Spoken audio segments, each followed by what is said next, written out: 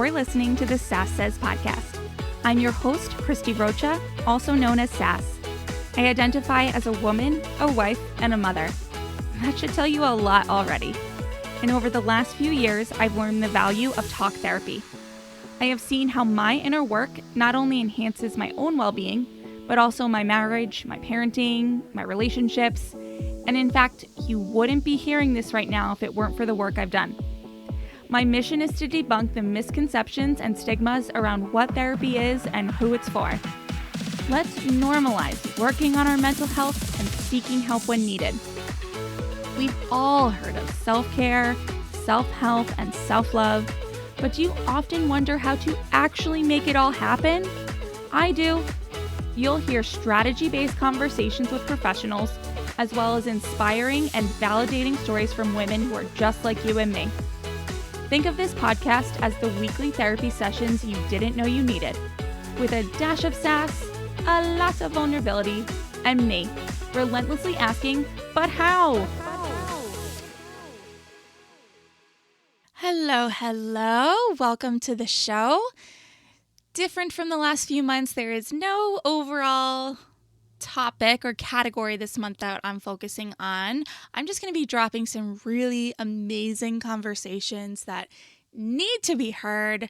Starting off today with Wendy Snyder. She is a mom of two, a certified parenting educator, and family life coach who inspires parents to learn and grow through connection-based positive parenting strategies. As the host of the Fresh Start Family Show and founder of FreshStartFamilyOnline.com, she helps parents ditch the threats, yelling, and harsh punishments so that they can live life as a joyful and confident parent with kids that listen and cooperate. Who doesn't want that? Families who take part in her learning and coaching programs experience radical shifts in their hearts, minds, and souls that help them to create rock-solid relationships with their kids, while at the same time teaching important life lessons and helping to raise the next generation of leaders, changemakers, and important human souls. Okay, so I think it is worth noting that we did this interview in March of 2023, and it still holds a lot of relevancy because if you're like me, you're in the thick of it with your kids in summer, and perhaps they're driving you a little bit crazy at this point.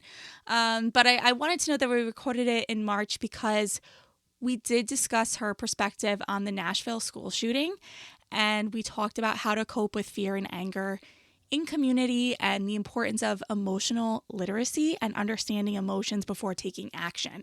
I think the shooting was the day before our recording, so it was very present on our minds, hearts, souls, and I didn't feel like I could talk to a parenting expert without addressing it. So that is also a trigger warning. We do discuss that school shooting and that horrific event. And I think, if that is a tough topic for you to hear about, and perhaps you're feeling some hesitation right now, I do want you to know that we talk most significantly about how to cope and how to talk to our kids and how to be in our communities during a time of fear and just trauma. And so hopefully you will get something out of that is helpful and educational. We also talk about Wendy's experience as a parent of a strong-willed child, and she highlights the significance of self-acceptance and self-compassion in creating positive change within our parenting spheres of the world. That can be applied to anything. So overall, I think this is a super relevant conversation, and Wendy is a gem of a human being, and I don't want to keep you from her a second longer, so here she is. Hey, Wendy. So nice to meet you. Thanks for being here with me. Thanks for having me. I'm excited to be here. Yeah, you know what? I caught a few minutes of your live. Nice. How you doing? I mean that in like the best way possible. And just for context for the listeners, we are recording the week of the Nashville school shooting. And Wendy was just talking to her audience a little bit about how to cope. And so I don't know, just what's going on out there? How you doing? You know what? I'm doing well. I just came off of a weekend. So I teach a weekend course called Freedom to Be. It's like a deep healing life coaching weekend. So I positive parenting educator, family life coach, those two worlds get combined in the most beautiful way here at Fresh Start Family. But coming off of teaching that this weekend just has me in the most amazing spot, right? Where your heart is just very tender because we do all this healing work and emotional literacy work. Um, and also just full of hope and like very rooted in my own values and what I Mhm. believe in, which is a lot of reconciliation, forgiveness, unity, compassion, curiosity, and also the ability to like feel through all the emotions. So, like, I see anger as a good thing, not a dangerous or scary thing. I see fear as a healthy thing. So, all those types of things. So, I'm just in the world of swimming in my emotions in like a really great, empowered way. Mhm. And so that's where I'm coming from. And it's a lot, it's still a lot. So, Yeah. it's good to be here together though. Yeah, is your community, I obviously I'm a parent, I have kids, Yeah. but my only real interaction with other parents is just in passing at pick up and drop off. Mhm. Occasionally we see each other at the park, things like that, but I'm not in a situation where there's deep conversation outside of my show really. Yeah. And so I'm just curious, like, what's your community feeling right now that maybe prompted you to come on and talk? Like, I don't know, how are the parents doing? How is the community doing as far as you know, as far as you see and interact with? Yeah, well, I think that the two biggest things that are happening is fear and anger. Mhm. And then amidst that is division. So it's like Mm, the division actually like paralyzes people and mhm, it adds this layer of like fear of judgment mhm, to move forward with whatever you feel like is going to help create change. But there's a lot of fear, mm, which is like, hey, like I just got an email from my daughter's school that's like, "Oh, just so you guys know, we have a lockdown drill at 10:05." It's like, "Oh, this is our new world." And so you just, fear is like feeling scared when you kiss your kids goodbye every morning, right? Like that's yeah, happening. People are processing that. mhm, And then anger around how in the world could this keep happening? How can it feels like nothing being done, right? So I'm just helping people process those emotions okay, and then on the other side of that is like, how are you going to take action? Because, like, when there's such atrocity going on, like, it doesn't feel good to not take action. It's important to first understand your emotions and help them like move instead of just suppressing them. Oh, don't be scared. Don't be angry. Like, no, there's anger, there's scared, there's a lot of things. There's sadness. But when it comes to action, like I just want everyone to be so solidified and remember that what you're doing in your home is the most important. mm, Now, of course, there's all the things for safety and laws and all the things, right? Mental health, all of it comes together no matter what you believe about it. It's important. It's out there. There's all those elements. And my world is about solidifying and grounding parents to remember that the way you are raising your children is the most effective way to prevent mass tragedies in the future. mhm, The programs that you are advocating for in your local school system, so many schools across the country do not have emotional literacy programs. Kids are not taught with what to do if you feel hurt, if you feel angry, if you have been bullied, if you feel like an outcast, if you feel like you don't belong, if you feel like you have no power in this world. mhm, Most of children in today's society and always are not taught that kind of stuff. So I just enjoy advocating that the parents who are entrenched in the work within our community and what I teach and the way we live life, mhm, which has to do with peaceful conflict negotiation, it has to do with emotional literacy, it has to do with how do you be a firm, kind leader in your home that relies on influencing other human beings to cooperate with you because they want to and they respect you, not because they're scared of you, intimidated by you. Um, you're not using fear and force to make people comply. You're actually using healthy connection-based firm and kind methods, like that is actually doing so much to prevent this in the future. So that's kind of where I put my efforts is Mhm. and help soothe my soul a little bit. Yeah. Is just the more we can get this work out into the world, like there's a chance there for sure will be lives saved. Yeah. Yeah. No, it's a excellent, some great point because I am I'm like I'm a deep feeler kind of person. So when Mhm. things happen like this in the world, I want to like run out the door and it's like, what are we doing? Yeah. And you can't like I've learned, especially even through doing this show, anytime someone brings an area of the world that needs support, it's like I leave the conversation and feel like, oh well, I have to be a part of this now. It's like I can't be a part of everything. I Yeah. cannot go out and do everything for everyone. And so that's just an incredible reminder that at the end of the day, I am a parent and I have impact and influence on at least these two people in this house. Yeah. And that's a Yeah, lot, you know? and those 2 people have an impact on their friendship group, and Mhm. they have eyeballs, and if you raise them in a certain way, they will be able to see when someone is suffering and have at least awareness of that and be more likely to offer help to someone who is Yeah. suffering. Like, it's just all super interconnected, Yeah. and the world will have you think that it's gonna be more effective to use rage, anger, division, and fighting to Mhm. try to get somewhere, and it's just not. Yeah. Yeah. So, Yeah. And I'm of course going to get into, the style of parenting that you teach and whatnot, your beliefs. But I want to ask you, something I cover quite a bit on the show is just as a person on social media, your content creator, your podcast, I find that more and more there is this pressure on people with a platform to respond to every social happening. I from your live, I could more than clearly see that there was just a genuine desire there and that you're very passionate and you believed in it and it just felt called to talk. But yeah. so often I find that an audience, of followers is like looking for a response from people like so soon. And it's like, if you respond too fast, then it's like you haven't thought about it. If you wait too long, then people assume that like, do you feel the pressure of like being I'm gonna say a public figure as someone with a platform to how do you manage that? How do you deal with what Yeah. to respond, when to respond? Like, you know what I'm getting at.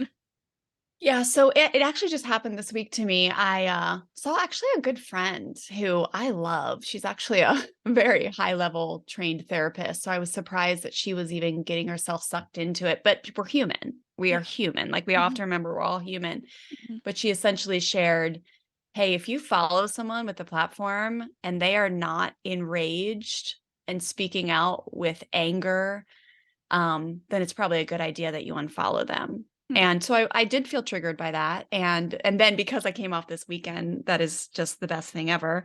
I was able to like really sink into that and look at that and not respond from that place, but respond from a place of what is important to me. Is this a place that I want to share a resource that we've created or let people know that I'm there together with them? Or is it a place where I want to sit back and just take care of myself because that's what I need? I matter more than any I have no obligation, right? Like I have to take care of myself, you have to take care of yourself.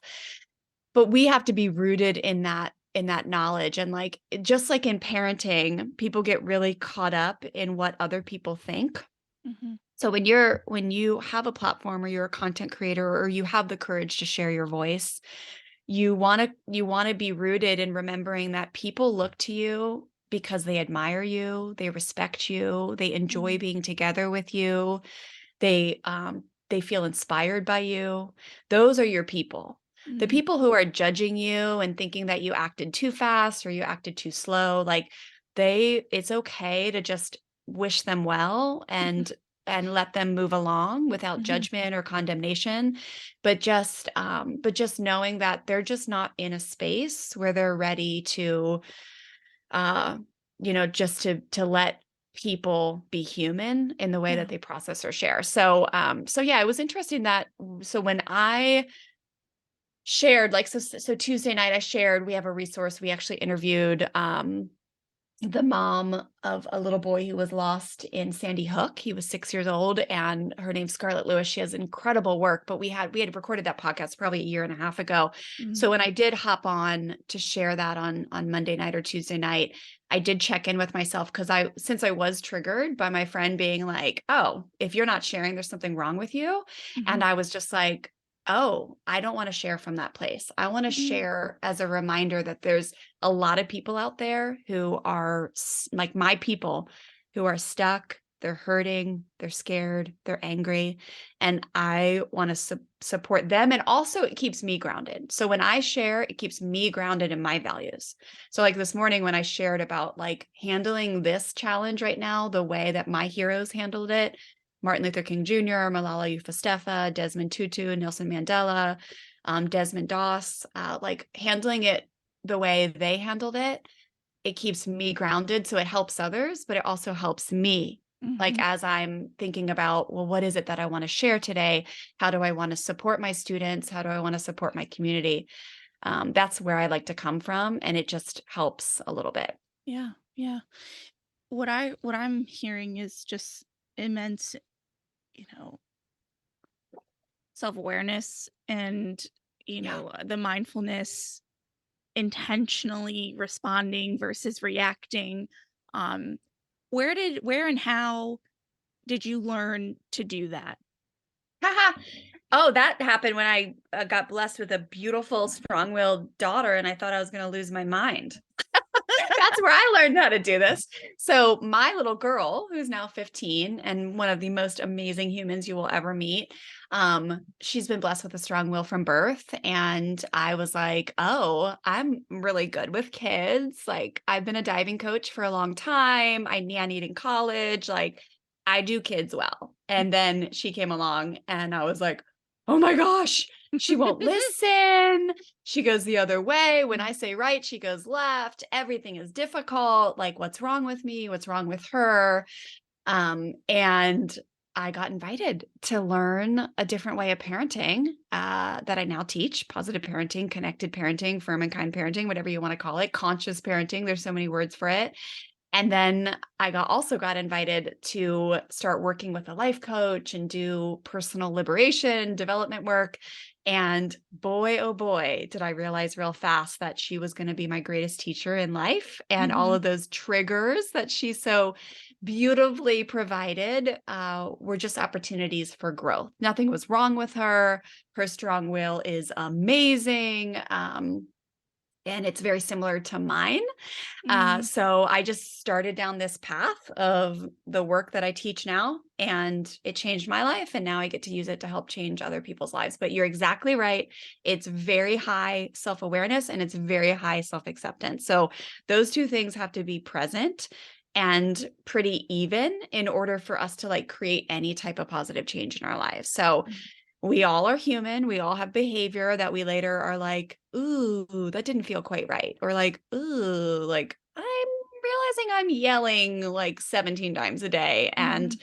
so that's awareness. But if you're beating yourself up and you're like, what is wrong with me? Like I should know better by now. Like I'm a bad mom, whatever it may be, then you'll just be stuck in Groundhog's Day. There has to be like self-acceptance of like, hey, no wonder I have this neural pathway. No wonder I have this habit. It makes sense the way I grew up, or the things that were modeled to me, or the cultural conditioning, or the fears that I never learned how to process in a healthy way. Like it makes sense. I'm Mhm. doing a great job. My kids are alive. Like Yeah. I'm learning, I'm growing, I'm going to figure this out.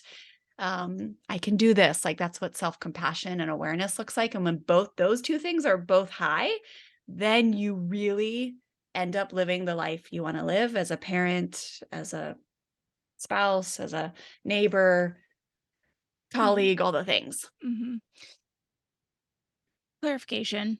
Um, the strong-willed kid, Yeah. how do we start to see the difference between what you would call a strong-willed kid versus sort of developmental behaviors. I'm thinking of like the toddlers that it's pretty normal for a toddler to act out or have a tantrum or throw themselves on the ground and Yeah. fit. So, wh- what's the difference? Or maybe we should just start by defining what a strong-willed child is and what that means to you.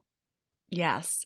So I feel like, it's like I always say, like, raise your hand if you feel like you have a strong-willed kid. And so when I speak on stages, and so like last week I had a speaking engagement with about 100 women, and it was about 60, 70% of the room that was like, oh yeah, heck yes, I got a strong-willed kid. It's almost like you can sense it. Mhm, There is like an energy, there's a vibe, there's like with Stella, I'm telling you, it was from day one. Like it mm, was wild how apparent her beautiful, like, strong will was from the like, birth was a nightmare, emergency C-section, absent birth. We joke that, like, she did not wanna come out of that womb.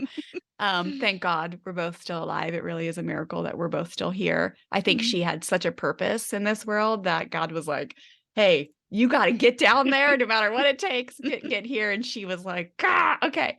But even as a baby, the way she held herself, she had this like she had colic really bad, which was tough for us. Both my kids had colic, which is insanity. But she just expressed herself in a very loud, like way from the time she was a baby. She would give like a stink eye at the party. Like if you looked at her in a certain way, and when she was like 12 months old, like she would Mhm. like give you the stink eye of like, don't you look at me. Or in the church nursery, like she wasn't just mad that we were gone. Like she would not let anybody hold her. She would get a rash all over her face. Mm, There was no comforting her. She was very determined to have her like the way she wanted it. She slept in her own bed from night one. It's a long story, but she always wanted her independence. So a lot of people with strong-willed kids, you can feel how different they are from their siblings mm, in like a massive way. Power surge stages of life are usually 2 to 6, and okay. then the tween and teen years. That is, like you're saying, it's developmentally appropriate for kids to learn independence, to start pushing back on rules and boundaries. Like that's what you want a healthy human kid to Mhm, do. We always say as educators, it's often the ones that are not doing that that are a little bit harder or we worry about more than the ones who are like pushing all the buttons and mhm, triggering their parents all day long. But and then for the parents who have a strong-willed kid in a power surge stage of life, it can feel like you're going to lose your mind yeah. because it stacks, right? Like it's already a lot, like on a day-to-day basis. And I always like to speak from the angle of I am the strong-willed kid. So like when I drive in a passenger seat of a car, it's way harder for me than when I'm driving the car. That is like a great analogy for Uh-huh. strong-willed kids. Like they just naturally love being in power. Mm, Being in the backseat is very like they have to learn that life skill, and it's developed over 18 years and a lifetime actually when mhm, parents mentor them in an appropriate, healthy, connected way. okay. Um, but they have this very strong desire to feel powerful. So strong-willed kids, like every human being on the planet has needs. So the need to feel unconditionally loved, the need to feel valuable, the need to belong, and the need to feel powerful are the biggest ones. The strong-willed kids, their bucket, so to speak, to feel powerful is huge. Okay. And when it is empty, they will aggressively seek power in whatever way they can. And so that will come across in arguments, that'll come across in misbehavior that is really triggering, but they often learn it from us, like because we are seeking to feel powerful in unhealthy ways. That's where like the hand-me-down tactics come in. So like fear, force, threats, yelling, aggression, like all those things, like we're often relying on those tactics to feel Mhm, powerful in the moments where we feel so out of control. And then they end up just coming right behind us and modeling it. And we end up just in this really nasty dance mhm, um, that I teach parents how to get out of. So strong willed kids are amazing. They are our future leaders. And they will often come across as cocky, disobedient, um, and just difficult and really like when you look at leaders that you really admire, like maybe people that you've worked for or that were great bosses, or like my heroes, that I mentioned earlier, MLK Jr., Nelson Mandela, like they often have those same traits, but we spin it as a positive Mm. because they're changing the world, right? Or Mhm. they're leading a really great organization. Or they're men. They're men. They're determined. They are like, you think of Malala, let's just think of a girl, right? Like Mm. she's determined, she's courageous, she is persistent, she's perseverant.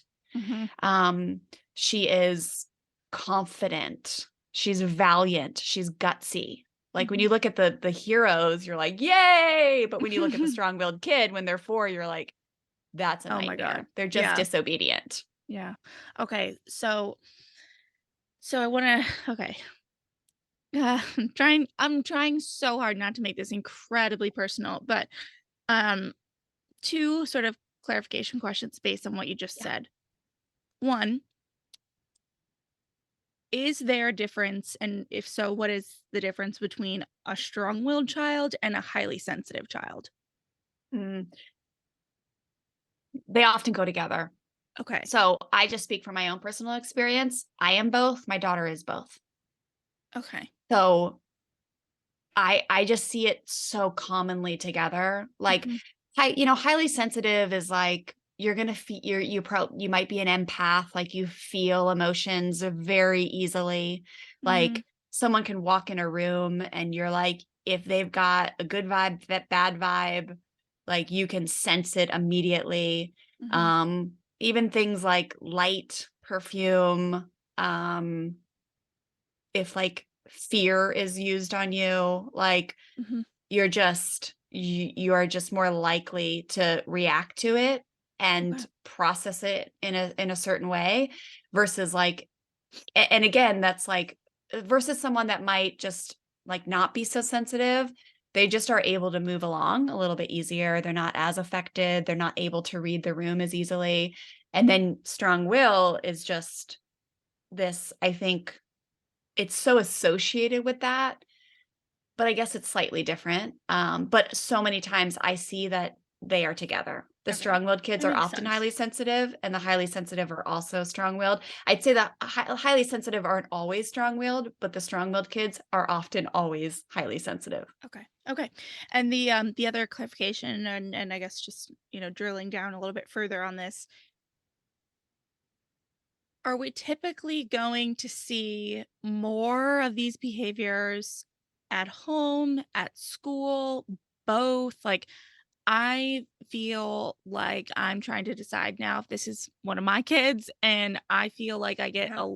I get like these great reports from school, and I'm like, who are you talking about? Like, and I Yeah. know that's a very common thing, and the teachers are telling me all the time, like that's very common, da da da da da. But at home, it's like, whoa. And on one hand, I wanna be, like, great at school, she's, like, reeling it in, but then it almost, like it's, like, unleashing this it's like she gets home and it's like, "Whoa," like, just Yeah. letting How her old is out of she her again? cage. She's 5, She's 5. Yeah. And is she in kindergarten or last year of preschool? last year of preschool. Okay. Yeah. So it is to be expected because it just often means that there's like a lot of either unconditional love happening in your home or a dance that you guys are in that has become habitual when it comes to power struggles and I'm gonna say both. like yeah, it's probably both. It's probably both. Yeah. Yeah, that's what's common for most people I Okay. work with is Okay. there is both. So there's this it's just like when you like keep it together for like you're going to see someone at the grocery store. So say like, this week your heart's in pieces after what we talked about at the beginning of this episode and you just feel like maybe you're a highly sensitive person and you just feel like crying, you just feel like you're so just all the emotions and Mhm. someone at the grocery store sees you and they're like, "Oh my gosh, Sasha, how you doing?" You're like, "I'm pretty good." Like, and then your kid's like doing something and in the grocery store, you're like, come on, honey, let's listen. And then you get home and your husband's like, how you doing? You're like, oh my gosh, I'm miserable. Like Yeah. and you yell at your kid and then it's the same. Like it's just, you feel like you're able to be messy at home because it's impossible to keep it together everywhere. And so Mm, home is a place where you can be messy and figure it out, mhm. right? Like, and everybody's figuring out to some degree whether they do it in an unhealthy way in at home or they do it in a healthy way at home, but we're all figuring it out and you got to have a place to figure it out and that's what home is for us. So it makes sense that, that's what kids do too. Yeah. Um and it can feel like unfair and it really is the way that you would prefer it. I always say to people you Yeah, want that's true. them in the world to be able to actually Yeah. and that's what we find happens more. So the people in my work, thousands of families that I've worked with, and the people who are trying in their home to empower their kids, to raise them with respect, to compassionately discipline instead of punish, to use relationship to implement and stick to firm boundaries and rules, like all these things, those are the people who often are having the kids who are able to listen in the classroom, who are able to keep their hands in themselves. Now, they're not perfect. Like kids Right. No, of mess course. up Yeah. and their parents then have the tools to teach them how to learn from the mistake, how to make a different choice tomorrow, right? But for the most part, often the ones who are really getting in a lot of trouble at school and are like having a lot going on, it's often a signal to me that there's no empowerment in the home and that there's often either a lot of fear and force being used within the home or there is permissiveness happening in the home. Mm, Those are the kids that show up in the classroom that are out of control. They're demanding power. They are getting their power needs met in an unhealthy way. Maybe they're bullying, maybe they're not listening to the teacher, or they're like whatever it may be. But we often find that they're not getting there's a lot of autocratic parenting going on in the home.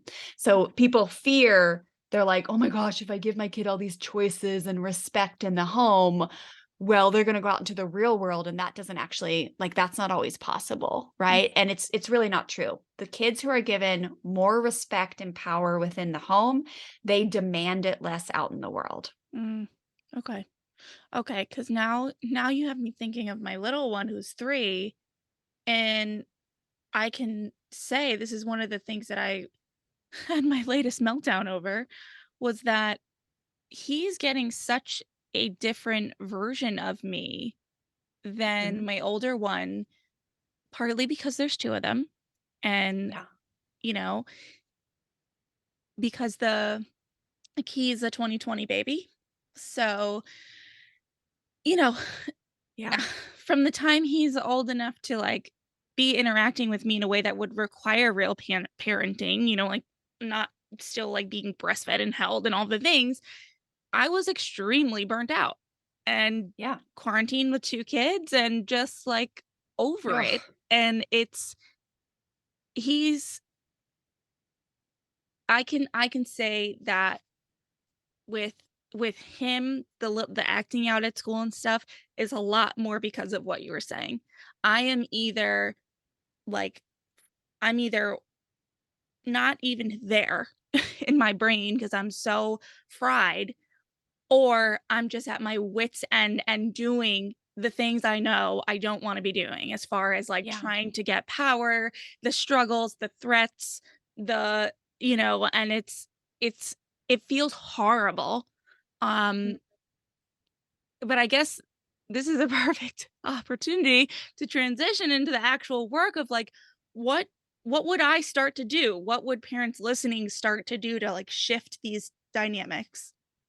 Yeah. How old's the little one again? He just turned 3. Okay, yeah. Well, yes, that's the perfect time to start shifting and doing things differently. And let me tell you, my little girl was the one who I would get calls from preschool. She was supposed to be there till 2, and it was like, "Yeah, I think you need to pick her up at noon every day," right? That happened. I had to go pick him up early for the first Yeah, time.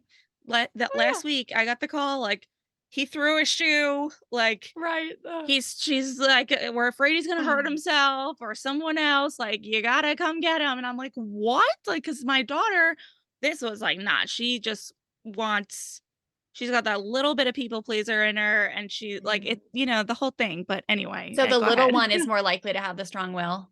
Is he the one that's more likely, or is he just in a power surge stage of life? You know what? I actually was thinking more of my daughter for the strong will at Hmm. home. And I do hear from the teachers that she's, very vocal and very like, I don't want to do that. Like Mhm. she doesn't just go with the flow. Um, but him, this is very new.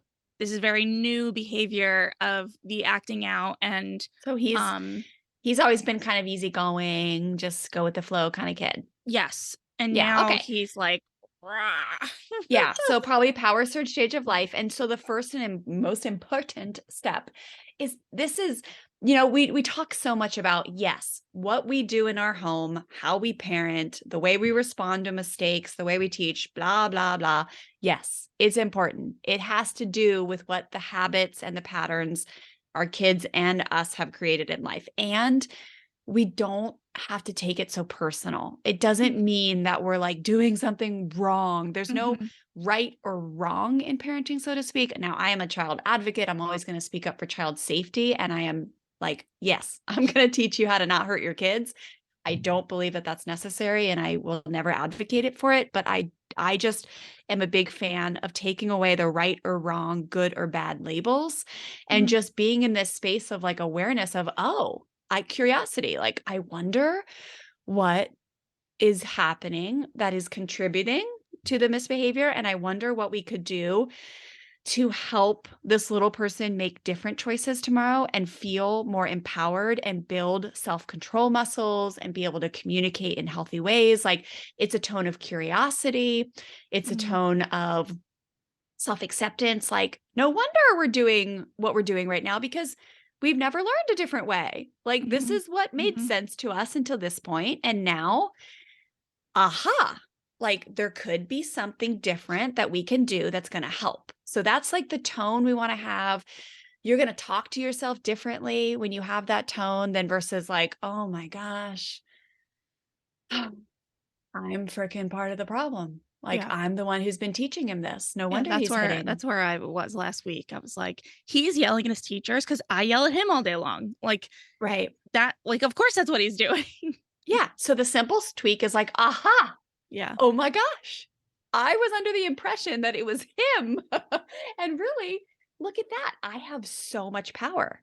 Mhm. So if I find a helper or a mentor or a program that can help me get out Mhm. of the yelling habit, then I am going to naturally be able to expect that he will organically follow suit. Mm. Right. So that is like the best aha moment that you can ever have because I just think that the clouds part and you realize that like there's real hope in the future. Mhm. When you're just trying to make another human being change, ugh, it's Yeah. like, oh Just my hearing you say it gosh. was like gross. Yeah, no. Yeah, Yeah. it's like, "Oh Yeah. god, what tools do I have to learn? What do I have to say? What do I have to do Right. again? Like, tell me exactly what to say to make him stop." Right. And it's really like, it's just so much easier and very hard at the same time to start with yourself, change yourself, and Mhm. then teach your kid what you learned based on how you're changing. And of Mhm. course, like if your kid is hitting in school, I can teach you like fast, like how to do that. But the first step is like you got to stop hitting, right? Like and you can't expect yourself to be perfect, but you have to have an intention. Like, okay, if I realize he's mimicking my behavior, then I'm going to start the process today of learning how to speak with firm kindness, ask for what I want, walk away when I feel triggered instead of yelling. And there's a good chance tomorrow morning by 8 a.m., I'm going to yell. So instead of coming down on myself, I'm going to skip back up and I'm going to try again Yeah. because it took me 7 years to stop yelling. Mm. 7 years. Yeah. And I still raise my voice every once in a while, and I still use a tone that Stella will say to me, Mom, she just did it yesterday. Why are you yelling at me? And my first inclination is to say, I am not yelling, right? Yeah. And now I've come to a place where I'm like, oh, that's interesting. Look at that. I Mm. am. I'm raising my voice now. I'm not screaming. I mean, I used to like scream to the point I'd make my kids cry. Yeah. But it's like, it's more like, oh, wow, look at that. I am. Mhm. Okay. Huh. I wonder what's going on for me. Mhm. Okay. What do I feel powerless about? Mm. Okay, let me try that again. You're right. I am yelling. Let me try that again. I want to feel powerful in a different way. I want to influence you in a different way. Okay, and I forget what was it yesterday? Oh yeah, she was filming a kids lesson, so she teaches within my programs, our programs, our family. She's been teaching since she was 8. She teaches the kids, and she That's was supposed to film amazing. a yeah, she was supposed to film a lesson, and I was finishing the thing for the outline for her, and she was supposed to go get ready for volleyball because we had to leave in like 20 minutes, and she was going to take her 10 minutes to film, and she didn't listen. She didn't go get her volleyball clothes on, right? Mm, She wanted to do it when she wanted to do it. And so I did raise my voice in that moment. So it's like the redo was like, hey, I really need your help. I'm feeling overwhelmed. I need to take your brother to his play date and we got to leave for volleyball at 3:30 because I know you hate being late and I just need your help so we can work as a team here. And so mm, redos are really highly effective for us. It retrains our brain, it retrains their brain. It helps us take responsibility without going to a place of blame and shame. mhm, mhm. It's so much work. So It much is, work. but so is all of life, right? I Like know, so and you know is what? The yeah. alternative sucks too. So Yeah. Yeah. And that's a good point. We like I'll touch on that real quick since you mentioned it. I was working with my own coach. Like nowadays I'm like everything is pretty much like business coaching, right? Like all those 13, 14 years of like parenting and self-growth. I mean, I still because I teach, always in it, but now it's mhm. just like a fluency. It's like my language. Whereas the business side of things, I'm like, oh my gosh, help me. I'm dying. I'm overworking my like all the things. And my Different coach was muscles. working. Yeah. It is. And my coach was telling me the other day, I was telling her, I really just want to plan out my schedule for the week and then execute it. But I'm a hopper arounder. So like I'm a squirrel brain. I go everywhere. I do 10 things at once. I usually have like I don't know, 17 tabs open.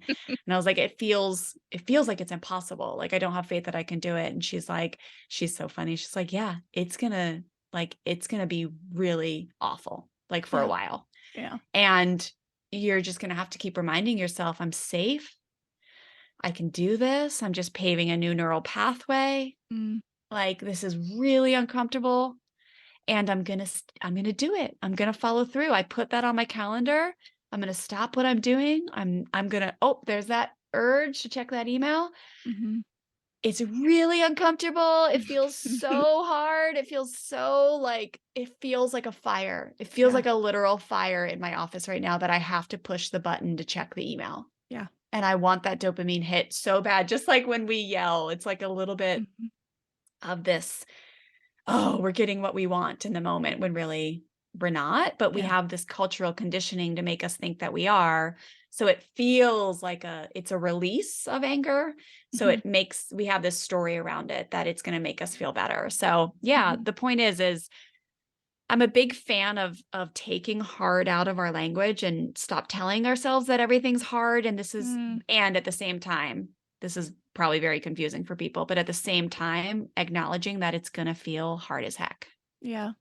Yeah, well, it's important because we want things to be easy. We want them to feel good, and we want to feel like, there's a thousand things we could compare it to, right? Like we want to be able to I don't know, we want waking up at 5 a.m. to exercise to feel good, and it's not gonna be at Mhm. first if you haven't done that for a long time and you like to sleep in. Like, it's not gonna Yeah. feel good, and then at some point, you always hear the people that make the change, 6 months later, they're like, "I can't imagine not getting up at 5 a.m. to run a Yeah. marathon," and you're like, "What happened to you?" And it's yeah, yeah, it It's feels like yeah, go ahead. it's it's settling your brain a little bit. Like you feel very alone when you're like, "Oh my gosh, I shouldn't think this is hard." And oh my gosh, like when we're saying like, "Oh yeah, that makes sense." You thinking it's going to be hard makes sense.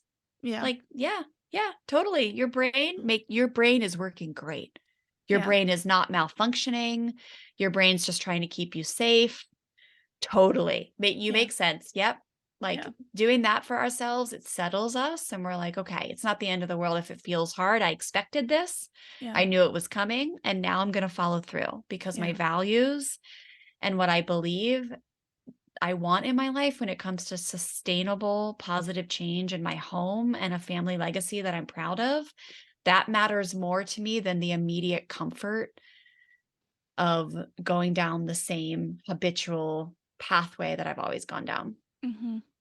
I will say the other, piece of it that know that I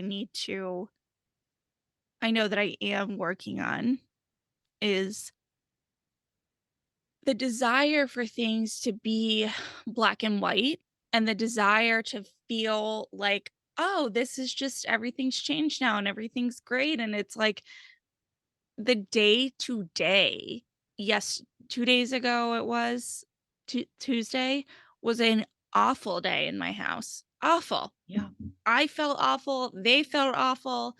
Nobody like, I was just, like, curled up in a ball on the couch by the end of the day when my husband got home. But yesterday, today, they have a meltdown, like, I'm good. I'm handling it, and it is so hard for me to not. I'm getting better at it, like, truly, because I Yeah. know not too long ago, Tuesday being a bad day would have automatically meant Wednesday was a bad day, and now it's not, but I still have that moment and that, like, just unrealistic wish that every day could be like today. You know, it's like I Yeah. want every day to just I just wanna feel capable every day of handling all of their emotions and my own more importantly, and it's just not realistic. Like, I sometimes I have depression, sometimes I have anxiety, and those are not things that I'm necessarily in control of, and they impact how I parent, and it's just. Yeah. Yeah, and Well, I I know what think you're gonna say, it's like the repairing, it's like I know all the things, it's just emotional. It's emotional is what it is, really. well, what I hear is just like how much you beat yourself up. Yeah, that too. Yeah, that too. So that's really the biggest problem. Yeah. It's Mm, like okay. if you, I mean, I got the gist of you. I think you are, we're hinting at that you're either a highly sensitive person or you're strong-willed or you're both, which is what I am. So it makes total sense that Tuesday you would feel the weight of the world Yeah. and your children would feel that. Mhm, Like, it makes total sense mhm. why you were Yeah, snappy and short and, curled up in a ball. Like, yeah. makes total sense, and, like, the words, like, better sneak in. Like, I know the Maya Angelou quote is beautiful, "Know better, do better," and it also is, like, a tricky way we use to beat ourselves up. Like, Mm, "Today was better. I did better today." yeah, No, you just made different choices today. yeah, yeah, You just were able to remember your options today, and yesterday, they weren't as clear. yeah. Yesterday, there was more clouds, there was more fog. Mhm, Today, you just were able to lean into, like, what you've learned, mhm, and it's just different. It was just mhm, different today than it was on Tuesday. But Tuesday, you were equally as great of a mom as you are today. Like, the way you parent does not define your worth as a mother. mm, Like, your unconditional love for your children, you would do anything for them, you mhm, show up in the most tremendous way through your work, through the way that you, are just present for them, like, just who you are without even doing anything is mhm, what defines your value. mhm. I'm curious, and thank you for all that, by the way. I think, one of the kind of unexpected challenges of parenting, which is mind-boggling to think it's unexpected now that it happens, is a lot of what I I think struggle with is when they are pushing back, it feels so like I can recall now how much of just a pleaser I was. And Mhm. just that, it's like that is so triggering. Like in my brain, I'm going, there's like this like the little girl inside of me is like, just do what they say and everybody's happy. And then like the adult in me is going, no, no, no, don't know, because I've had to unlearn all that crap. now as an adult. So Yeah. I'm like, it's so conflicting. It's like the tugs on your own life that and the tugs and the flat out punches into your own like self and your own life that come through these tiny little people that are just existing is like mind blowing because I like Isn't I it? said, yeah, like I said, I in the moment when I'm now the adult struggling, I'm like, can you just channel the inner people pleaser in me? And then I'm like, stop it, don't do that. Like that is you don't want them to have to unlearn all that stuff like you did. It's just I don't. Yeah. There's no question there.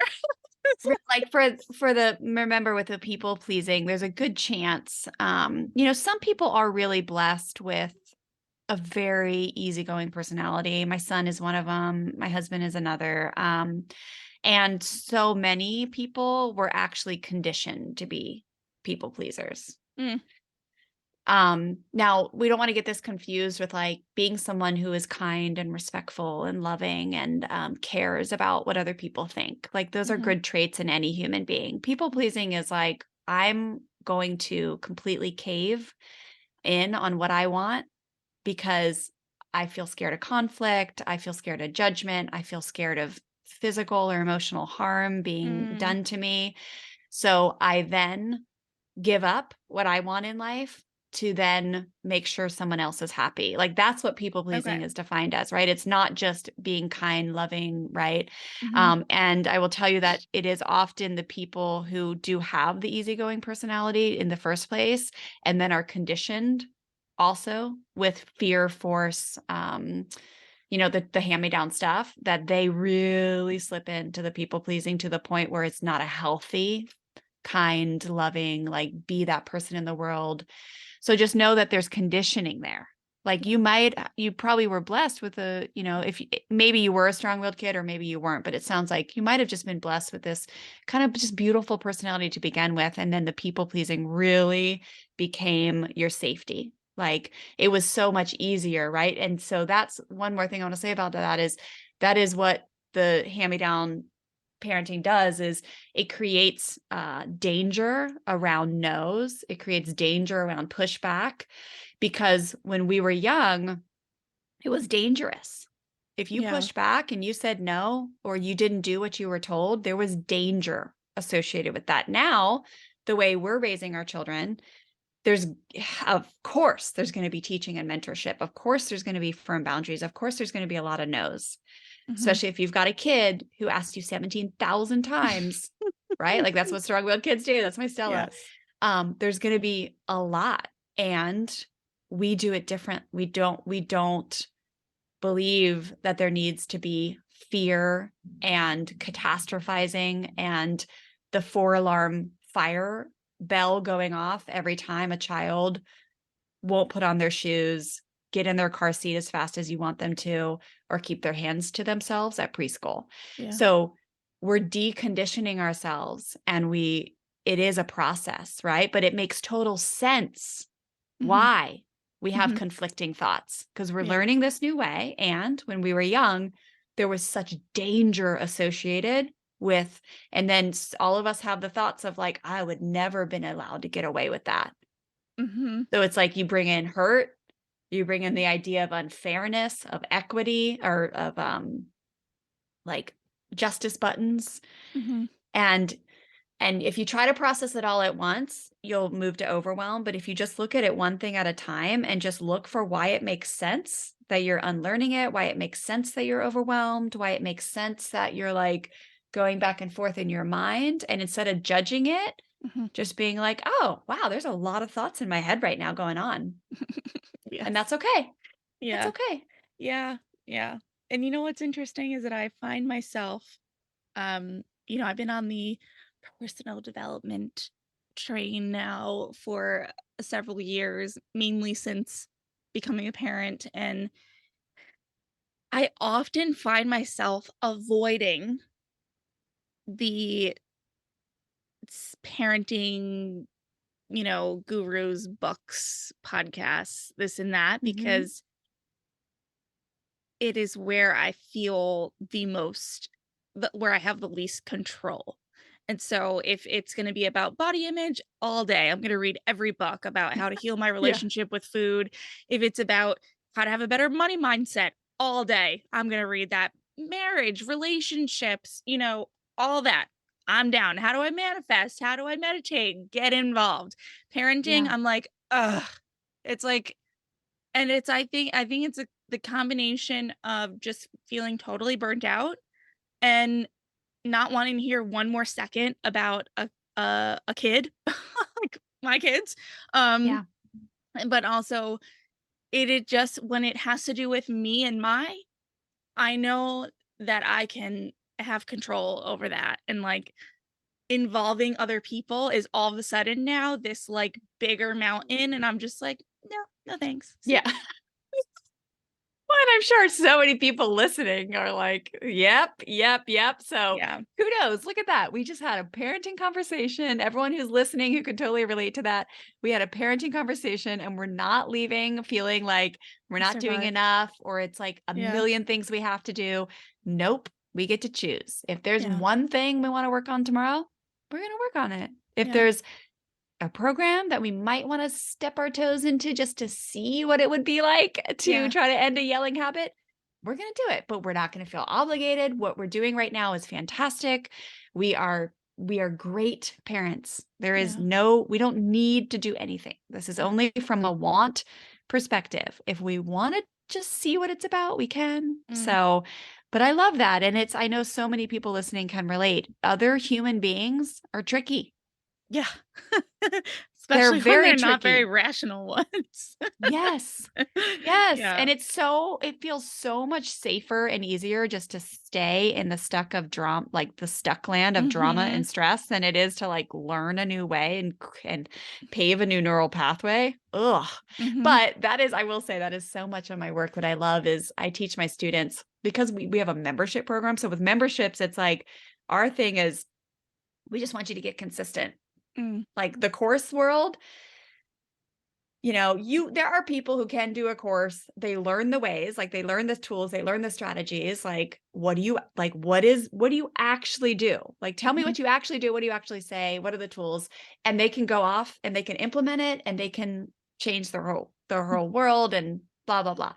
But most of the people I work with, they have to be supported and it has to become something they do all the time that just becomes part of their daily life. Like it yeah, just becomes part of your weekly, your monthly thing is like you just learn a little, you implement a little, you get coached a little, you ask a few questions, and you just bake it into being. And so we teach people how to develop a joy for the journey, mm, not the outcome. So it's mhm, just like, "Ooh, this is fun.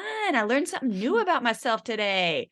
Like, "Ooh, this is fun. I just realized like, dang, I've been relying on threats and they're actually making things worse. Like, mhm, oh my gosh, like this is awesome. Like it feels lighter, not heavier. mhm, Like, and mhm, this just you learn a little today, and then you might not do something for a week or two, and then you pop into a live stream. Like, but it's mhm. creating joy in the journey. Because I Okay. believe we're all going to be learning till we're like 90, Yeah, 100 years old.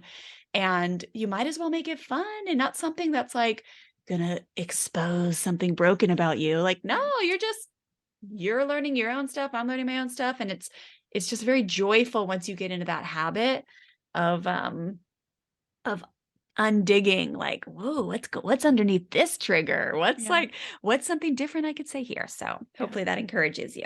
Yes, okay. Alright, so you have the membership and just in the last few minutes here, anything more you wanna say about the membership? And, what are some of the other ways that someone could find you and work with you? Yeah, well, the best way to start is just to grab a free resource. Right now, our featured free resource is we have a learning bundle that comes with a free guide to raising strong-willed kids with integrity, so you don't lose your mind. And I give you like actual step-by-step like tools in addition to some mindset tweaks. It's like a downloadable guide that you can print out and have to keep forever, like immediately. And Okay. then that learning bundle also comes with an invitation to attend a free workshop with me where I'll teach you how to approach power struggles with integrity in ways where your kids will want to listen, not Mm, because they they have to. So Mhm. I'll help you step away from the fear, force, threats, external controls, we call them, and move Okay. into like some actual tools. And that's just a 1 hour workshop. But if you go to freshstartfamilyonline.com, it's super easy to grab that free learning bundle, and it'll get you just started with right away some like easy to understand and um, like implement fast type of strategies that'll really help you. freshstartfamilyonline.com. And then we have our podcast, the Fresh Start Family Show, that Okay. is amazing. We have so many great guests, just very easy to push play on and get supported over there. And then come find me on Instagram. I'm at Fresh Start Wendy, and I love to hear from you guys in DMs. If you're listening right now and you love this episode, take a screenshot, tag Sasha and myself, and let us know what you loved about our conversation today. And then shoot me a DM, because connecting in DMs is really fun for me. Okay. Awesome. Any final parting words to the parents out there before we wrap today, Wendy? I just want to say thank you to anyone who has chosen to listen and spend time just reflecting on what you're doing that feels like it's something that you want to hang on to, and also be open to some things you might want to change. It just takes a lot of courage to show up and be part of conversations like this. And so, back to what we started with at the beginning of this conversation, it matters more than you understand. Mm. And you are part of a movement to change the world. And I just am really thankful that you're doing things different, or that you are open to doing things different. And I can teach you how to do things different if you come hang out with me a little bit more. All right. Well, Wendy, thank you so much. I really appreciate you and your time. Thanks for having me.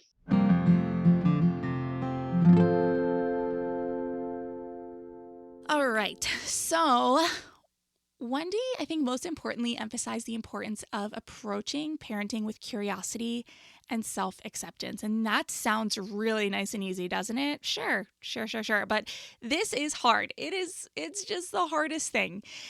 But I'm going to highlight her belief in understanding the underlying factors contributing to misbehavior and finding ways to empower our children to make better choices and communicate effectively. I have to say, on the occasion where I am grounded enough to look at my tantruming kid and think to myself, what is really going on for him, or what is really going on for her? Coming at it from that point of curiosity, I feel the difference in how more equipped I feel to handle the situation. I have more empathy, I have more patience, but it's hard. I'm not always grounded enough to look at it from the point of view of curiosity, but I think that that is just as important of an idea to get in your head, that you're not going to be perfect at this all the time. It is a practice, and that is where you will hear a lot of parenting experts and even Wendy talk about when you don't successfully approach a tantrum from the point of view of curiosity, there is always an opportunity for repair. So, Wendy also shared her personal journey of overcoming the habit of yelling at her children and the significance of taking responsibility for her own actions. And, you know, part of why I got into therapy in the first place and later sought out medication for anxiety and bits of depression was because I found myself yelling. That was one of the things I said to my husband, my mom, my therapist, as to why I really needed help, because I wasn't a yeller. I was not, I don't know, I wasn't a yeller. I didn't yell at my kids often. Um, and just in general in life, I never, if you know me well, you know that I don't often express a lot of emotion, which like probably sounds funny to hear considering what you've heard me share here. But in my real life, I have a pretty, I, I think maybe people would disagree with this, but I have a I have a pretty baseline level of expression when it comes to emotion, and yelling just wasn't really in my wheelhouse, especially when mad. Like I can yell if I'm at a bar at 2 a.m. and they're playing Journey, but when I'm mad, I definitely tend to get quiet. So yelling at my kids was a real sign for me that something was off. And so I just really appreciated Wendy sharing that. And sometimes I still yell, but the frequency and I feel like the depth of my soul that yell comes from is different than it was before I started therapy and got a psychiatrist and really started looking at the yelling and where it was coming from. So moving on from that, because I could go on for days, but fortunately, and perhaps unfortunately, depending on how you look at it, Wendy believes that parenting is a journey, not a destination. And I'll be honest with you, that's not always what I want to hear. I want to be able to learn something and be done with it and move on. But we know that it's just not how it works. So Wendy encourages parents to develop a joy for the journey of parenting rather than focusing solely on the outcome. And if you feel like you could use some support in this arena, send Wendy a DM. She's here to help. Look into a therapist. Look into, some journaling. Wendy's going to have a lot better, more specific advice for you on how to shift your perspective to parenting being a journey and not, focusing on the outcome. So check in with Wendy, check in with her podcast, send her a DM. She's got a ton of great resources on her website that I will link in the show notes. She wants to help you. All right, that's all I've got. I will see you next time. Thank you so much for joining me. Thank you, Wendy. Bye. Thank you so much for tuning in today. Sass Says is a production of Luann Nigara, Inc. This podcast is meant to be educational and not meant to replace professional therapy or professional medical attention. To learn more about today's show and what's new in my world, head over to sasssays.com. Thanks so much. Talk later.